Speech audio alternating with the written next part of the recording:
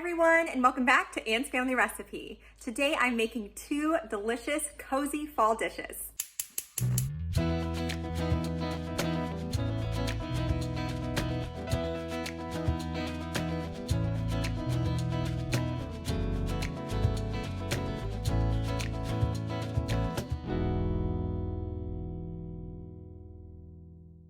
First up, I have a tasty recipe for baked apple cider donuts. Now, don't worry if you don't have your own donut pan, you could just make these in a muffin pan too, so it'd be like little apple cider donut muffins. They are so delicious. Definitely serve best fresh, but these lasted a few days for us too, and they were great every morning that we tried them. They have this really nice cinnamon sugar coating and a great apple spice flavor. So let's get baking. For the baked apple cider donuts, I started by reducing 1.5 cups of apple cider on the stovetop. So I poured the liquid into a saucepan, put it over about medium heat, brought it to a boil, and then reduced it to a simmer and cooked this for about 10 to 15 minutes. And it went from 1.5 cups to 1/2 cup of very concentrated apple cider syrup. And I did this the night before so that it could cool and it would be ready for me the next day. The morning of baking the donuts, I made my own homemade buttermilk. So you could use regular buttermilk for this recipe, or you could add about a teaspoon of vinegar to a measuring cup and then top it off with milk to the 1/2 cup mark. Next, I melted 2 tablespoons of unsalted butter and allowed that to cool, and then I reserved the remaining 6 tablespoons of butter for the topping. For the dry ingredients, I whisked together 2 cups of all-purpose flour with 1 teaspoon of baking soda, 3/4 teaspoon of baking powder, and a teaspoon each of ground cinnamon, and I used pumpkin pie spice. You could also use apple pie spice. There was a note in the recipe that traditionally apple pie spice includes cinnamon, nutmeg, and a little bit of cardamom, and I happen to have cardamom in my pantry, so I did the pumpkin pie spice and then a little sprinkle of cardamom for some additional sort of warm, spicy flavor. I also added in 1/4 teaspoon of salt and then whisked that all together. Next, I added in my sugars, so this included 1/2 cup of light brown sugar and 1/2 cup of white sugar. This recipe calls for 1 beaten egg, so I just cracked that into the same measuring cup that I had my homemade buttermilk in and whisked that together, and then I could incorporate that into the dry ingredients along with the cooled melted butter and a teaspoon of vanilla extract.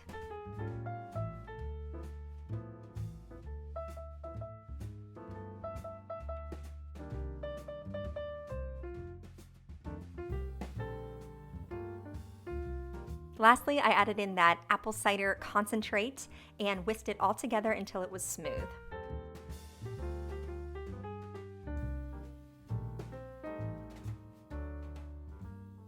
For this recipe, I'm using 2 6-count donut pans. I can link these for you below. They're really handy to have on hand if you like to bake a lot, but as I mentioned earlier, you could also just use a regular muffin tin. I sprayed these very well. It's kind of like making a bundt cake. You want to make sure they're greased very thoroughly, and then I just used a spoon to fill each well with the batter. You could also put the batter into a Ziploc bag and snip off the corner and kind of pipe it in, but I find that that's not really worth the effort because there still is a little bit of a mess. But I just wipe up any excess batter that kind of drips in between the little holes, and it works out just fine. These bake at 350 degrees for about 10 minutes or until they spring back when you press them lightly with your finger. For the topping, I combined 1 cup of white sugar with 3/4 teaspoon of cinnamon and another 3/4 teaspoon of my pumpkin pie spice. Again, you could use apple pie spice here. I did the pumpkin and then an extra sprinkle of cardamom. Then I used my teeny tiny whisk and stirred this all together. I love the way it looks. It's almost like making sand art or something when you whisk the sugars together. And then I removed my donuts from the pan to cool, just so that they were easier to handle. And then I melted those remaining 6 tablespoons of unsalted butter and dunked each donut into the butter and then tossed them around in that cinnamon sugar mixture. One tip, don't leave the donuts in the butter for too long. It's just a quick dunk because otherwise they'll really absorb it quickly and you'll run out of butter before you run out of donuts. Also, I'm showing you my 12 donuts here, but I actually had a little extra batter, so in the end I was able to make, I think, about 15 or 16 donuts total. So I just put another batch in once this one had finished baking. Hi. Hi. Do you like your donut? Mm-hmm. Yeah. Is it tasty? Yeah. Good. These donuts were so moist and cakey, and they had an incredible apple cider and cinnamon spice flavor. Next up, I have an incredible soup. This is from Half Baked Harvest. I love her blog and she has some amazing cookbooks too, but this is a creamy chicken and pierogi soup. I'm starting with about 5 or 6 slices of bacon in my Dutch oven, and I sauteed these over medium heat until they were crispy and the fat had rendered down.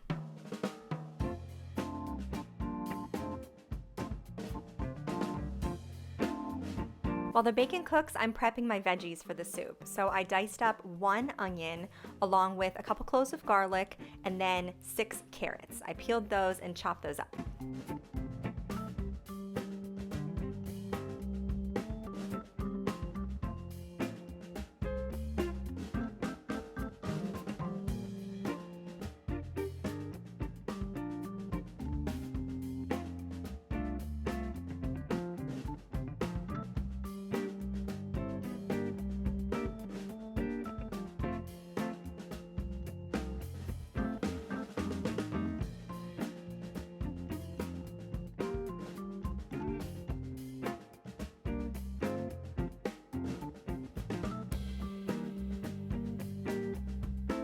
When the bacon had just about a minute left in cooking, I added in a teaspoon of dried rosemary. This recipe actually calls for fresh herbs, but I just didn't have them on hand and this worked just fine. It imparted great flavor into this soup.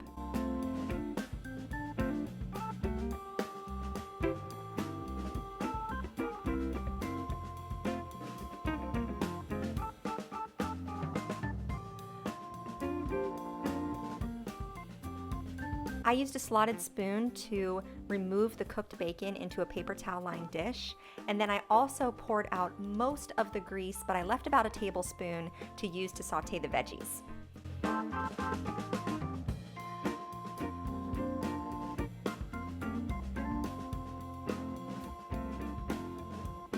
I also added an additional probably 2 tablespoons of olive oil just to give it a little extra fat to saute the vegetables for about 5 minutes here. This recipe does include celery, but I, of course, do not like that, so I omitted it, but you can add that in here too if you like that in your soups. Now, another herb that this calls for is thyme. So here with the veggies, I added about a teaspoon of dried thyme.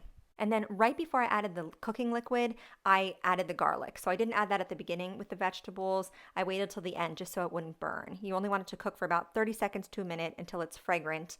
And then I seasoned this with a little salt and pepper and added in 2 tablespoons of unsalted butter and then 2 tablespoons of flour and coated the vegetables in this. And then I added in 6 cups of chicken broth, and I used my wooden spoon to kind of scrape the bottom of the pan as I was adding the broth just to get all those delicious brown bits off of the bottom.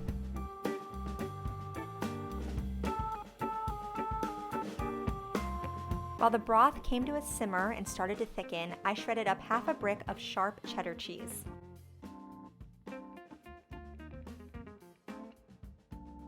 Once the broth was simmering, I submerged 2 large boneless, skinless chicken breasts and made sure that the heat was pretty low and allowed the chicken breasts to poach in this liquid for about 20 minutes. Once the chicken had finished cooking, I removed it to a cutting board using a slotted spoon, and then I shredded it up with 2 forks.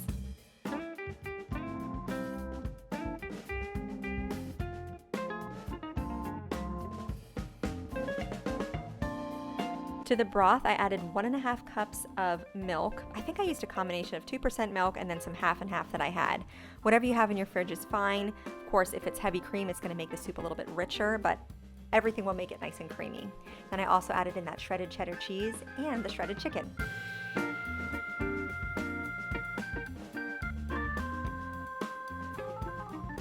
Next up is 3 cups of chopped kale. I just buy this pre-chopped and washed kale at Aldi and put in 3 big handfuls. I really like this addition. It has great flavor and texture, but it also makes this truly a one-pot meal because you're getting your green vegetables in there with everything else. And then the star of the show here is these mini pierogis. I just buy them in my freezer section. They're a traditional kind of cheddar mashed potato filling, and they're a little bit smaller than a usual pierogi. Not bite-sized, but I did like this because everybody got a bunch in their bowl. And I think my bag was family size, so I used about half of that. Then you stir those around and allow those to cook in the soup for about 8 minutes or until they float to the top. It doesn't take long. I garnished the soup with the rosemary bacon bits and some Parmesan cheese, and it tasted out of this world. If you're new to my channel, don't forget to subscribe, and everybody give this video a thumbs up. Thank you so much for joining me here today in my kitchen, and I'll see you again soon.